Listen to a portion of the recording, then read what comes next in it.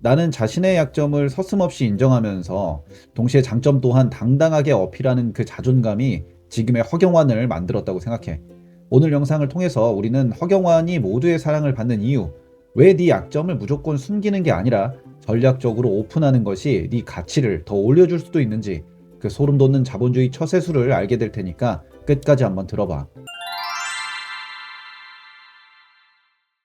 개그맨 허경환, 모르는 사람 아마 아무도 없을 거야. 궁금하면 500원, 바로 2만 원입니까? 하고 있는데 등 언제 터져 나올지 모르는 수많은 유행어와 방송 때마다 빵빵 터뜨려주는 재치 있는 멘트들로 모두의 사랑을 받고 있는 개그맨이지. 허경환이 특히 더 대단한 건 지금까지 특별한 구설수에도 오르지 않고 별다른 하락기나 정체기도 없이 개그 콘서트 시절부터 지금까지 꾸준하게 인기를 유지했다는 점이야. 도대체 허경환이 가진 어떤 면이 그를 이렇게 꾸준히 사랑받게 만드는 걸까? 물론 허경환은 개그맨이니까 그가 가진 유머 감각과 센스는 당연히 가장 큰 이유겠지.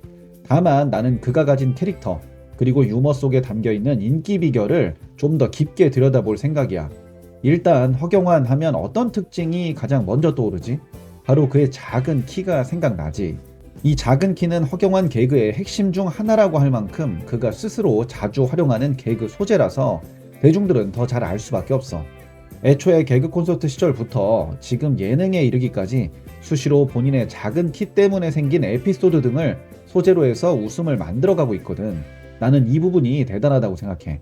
분명 작은 키는 자랑스러워할 만한 부분이라기보다는 보통 약점이나 컴플렉스로 생각하는 부분이니까 오히려 자본주의 경쟁 시장에서는 약점은 타인에게 훌륭한 공격 소재, 물어뜯을 거리로 보이거든. 그런데 허경환은 애초에 그걸 본인이 먼저 꺼내서 유머라는 방어막을 쳐버리는 거야. 분석해보자면 일종의 약점 선점 전략이라고 표현할 수도 있어.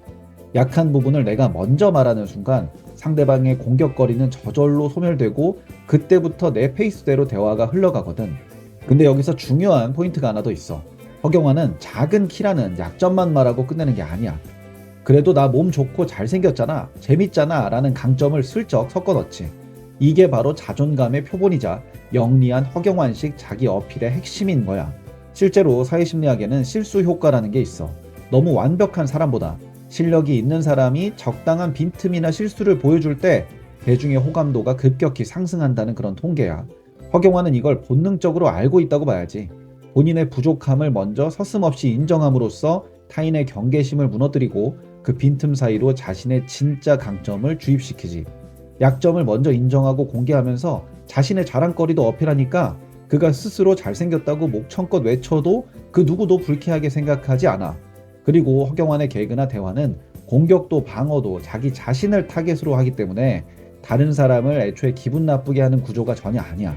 어느 한 사람도 기분 나쁘게 하지 않으면서 본인 챙길 건 다 챙기는 화법. 허경환의 유머에는 아주 전략적이고 철저하게 계산된 수준의 생존 지능이 담겨 있다고 봐야 돼.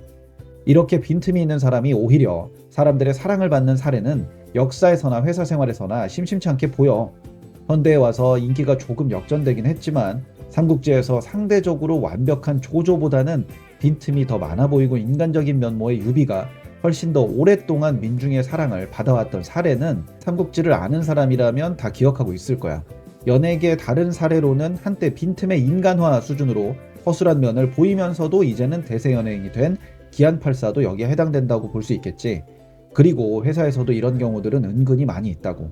너무 완벽하거나 냉철해서 숨 쉴 틈 없는 사람보다는 오히려 본인의 실수나 부족함을 쿨하게 인정하면서 내가 이건 좀 약하니까 네가 좀 도와줘라, 대신 이건 내가 책임질게 라고 말하는 사람이 오히려 주변 사람들로부터 더 큰 신뢰와 애정을 받고는 하지. 그러니까 직장, 사회생활 하면서 오히려 너무 완벽하게 보이거나 약점을 숨기느라 너무 에너지 낭비할 필요는 없어. 너무 맑은 물에는 고기가 살 수 없다는 옛날 말도 있잖아. 어차피 완벽한 사람은 없고 누구나 약점이나 부족한 면은 있게 마련이니까. 허경환의 키처럼 어차피 금방 드러날 약점이라면 오히려 감추지 말고 투명하게 공개하되 대신 대체 불가능한 너만의 강점을 확실히 보여주면 돼. 그러면 그 약점은 결점이 아니라 인간미라는 훈장이 되는 거야. 이 부분은 특히 한 번 더 기억하고 가야 되는데, 약점을 공개한다는 말이 약점만 가득해도 괜찮다는 얘기는 전혀 아니야. 확실한 강점이 있는 사람이 일부 약점이 있을 때 그게 오히려 플러스가 될 수 있다는 얘기라고. 이건 허경환의 사례를 봐도 완전히 이해할 수 있어. 허경환이 본인의 약점을 개그로 승화시킬 수 있는 건 그에게 본인만의 확실한 강점이 있기 때문이잖아. 닭가슴살 사업으로 수백억 매출도 막 찍어보고 몸도 좋고 얼굴도 잘생겼고 유머 감각까지 출중한 사람. 분명 자기만의 확실한 영역을 구축해 놨으니 키 좀 작은 게 뭐 대수겠어? 라는 자신감 넘치는 약점 공개가 가능했던 거지. 사람들도 그래서 그 약점을 더 긍정적으로 받아들여 준 거고. 너만의 강점이 확실하다는 전제가 있어야 약점 공개할 때 이득이 된다는 것. 그걸 기억하면 오늘 말은 여기서 끝내도 될 것 같아.